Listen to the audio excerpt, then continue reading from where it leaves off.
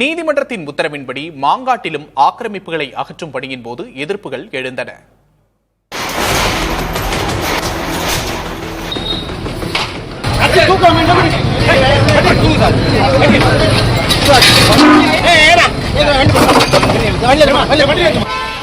சென்னை மாங்காடு மௌலிவாக்கம் சாலையில் ஆக்கிரமிப்பு அகற்றும் பணிகள் நடைபெற்றன. பாத்திரங்கள், நாற்காலிகள், தராசு எடைக்கற்களை நெடுஞ்சாலைத்துறை அதிகாரிகள் தூக்கி எறிந்ததால் பரபரப்பு ஏற்பட்டது.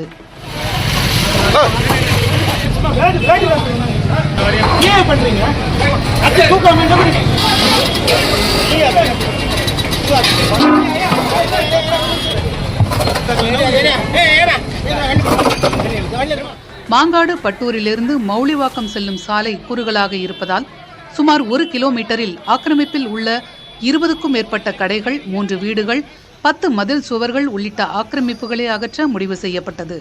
இதற்காக கடந்த வாரம் வந்தபோது மக்கள் எதிர்ப்பு தெரிவித்ததால் அப்போது ஆக்கிரமிப்பு அகற்றும் பணிகள் கைவிடப்பட்டன. இதையடுத்து மீண்டும் இன்று சாலை விரிவாக்க பணிக்காக வந்த அதிகாரிகள் கடைகள், வீடுகள், சுவர் உள்ளிட்டவற்றை பொக்லைன் இயந்திரம் மூலம் அகற்றினர். இதற்கு எதிர்ப்பு தெரிவித்து ஏராளமானோர் திரண்டனர்.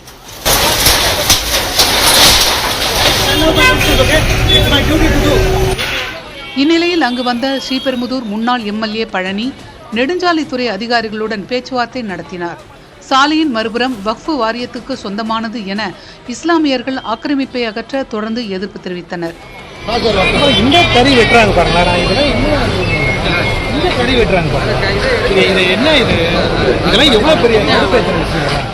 இதனிடையே நெடுஞ்சாலைத்துறை துணை இயக்குநர் நெடுஞ்செழியன் திடீரென ஆக்கிரமிப்பு கடைகளின் பாத்திரங்கள், நாற்காலிகள், குடங்கள், தராசு எடைக்கற்களை தூக்கி வீசி எறிந்ததால் அங்கு பரபரப்பு ஏற்பட்டது.